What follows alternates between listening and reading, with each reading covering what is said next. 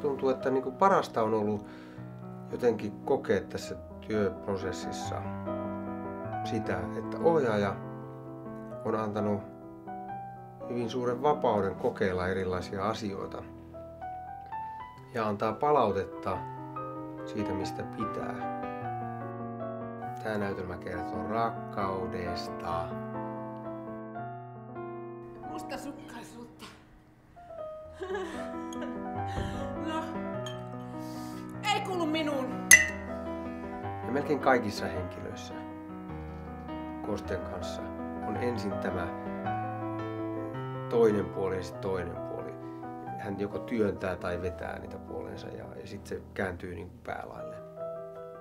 Se hänen sisäänpäin kääntyvä vihan tunteensa niin kuin muruskaa hänet.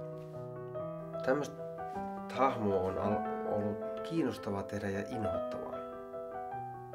Se on kuitenkin se näyttelijän työn ehkä perusasetelma, että kun samalla on se tekijä, se työ ja myöskin se teos, niin ne menee tavallaan yhteen. Persoona ja ammatti. Mä en usko sellaiseen niin kuin kliseeseen, että mun pitäisi rikkoa itseni, jotta mä voisin niin kuin esittää rikkinäistä ihmistä.